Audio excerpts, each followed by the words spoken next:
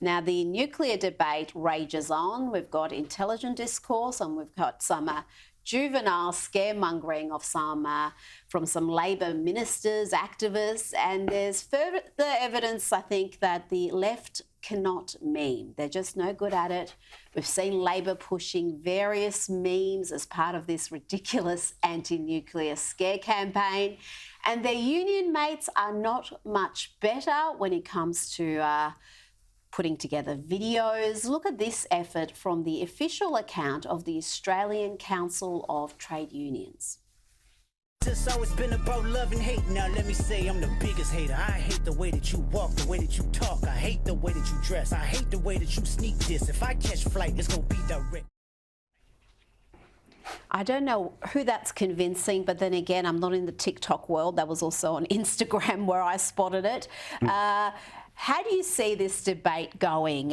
We mock the scaremongering, but it can actually be very effective. Oh, look, it can be. I don't think something like that's very effective, to be perfectly honest. I think what's got lost in this debate is Australia's won out against so much of the world. I mean, you look at the G20 countries, 14 produce nuclear power, 2 or 3 others are looking to do so. We're one out with this ideological sort of fear that nuclear is going to sort of, be dangerous. And what also gets lost in this is we're going to be reliant on whether it's coal or gas or nuclear for a very long time.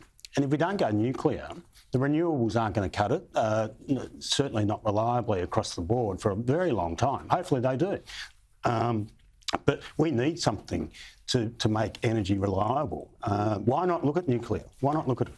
Well, we're sitting on the world's biggest reserves of uranium. You would think that would be one good reason to look at nuclear. Absolutely, yes.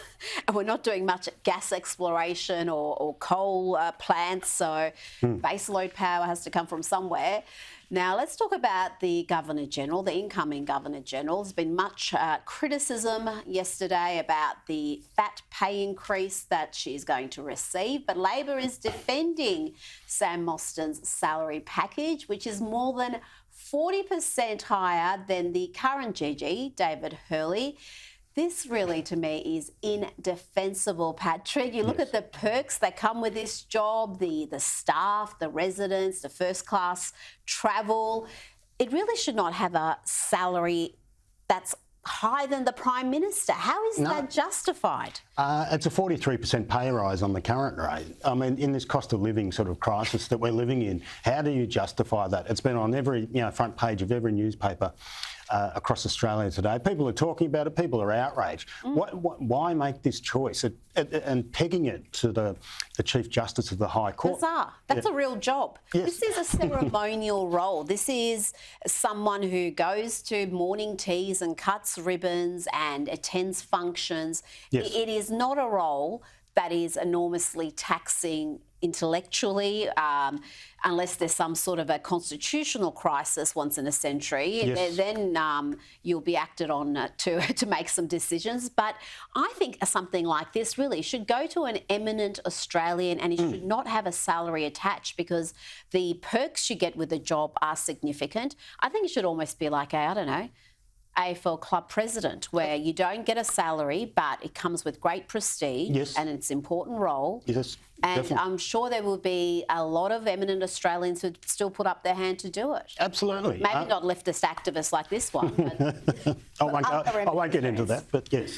Yes. Now, I want to speak about Qantas, because they're not what they used to be. I fly them often, and I can tell you that firsthand. And they used to be considered one of the top airlines in the world. They were all normally in the top 10 airlines, but now they're not even in the top 20, according to the latest Skytrax Awards. Qatar Airways is number 1 in the world, with Qantas sitting at a lowly 24. The spirit of Australia ain't what it used to be, Patrick. I think most Australians would be surprised that Qantas made the top 24, wouldn't they? I've flown Singapore, I've flown Qatar, as we all have, from time to time. There is such a distinct difference between the service of a good airline and then there's Qantas.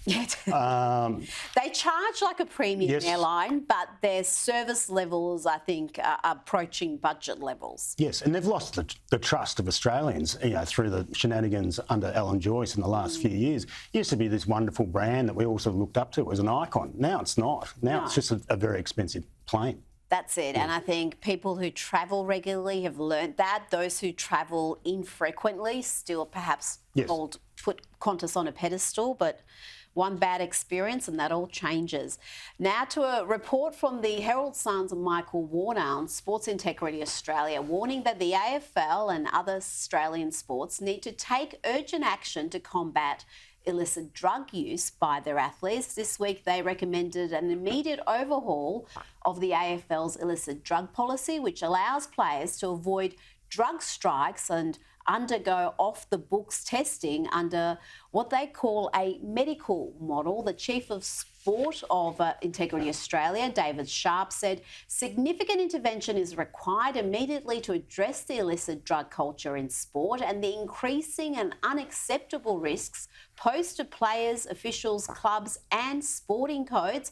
Sport Integrity Australia, along with several partner organisations, have identified evidence across Australian sports of clear dangers of criminals influencing sports through the supply of illicit drugs, including by preying on athletes or support staff to access inside information. I mean, this is important because we've got gambling, it's enormous, sports gambling, you've got the criminal world and the manner in which players are accessing these drugs. You could see players, officials being blackmailed to provide information, to behave in a corrupt manner. And I wonder if the sporting codes are really treating this as seriously as they should. I think Mr Sharp makes a very good point there. I mean, look, I like a bet. Lots of us do. You can bet on the first ball of a cricket match being a no ball or the first serve of a tennis match being a fault.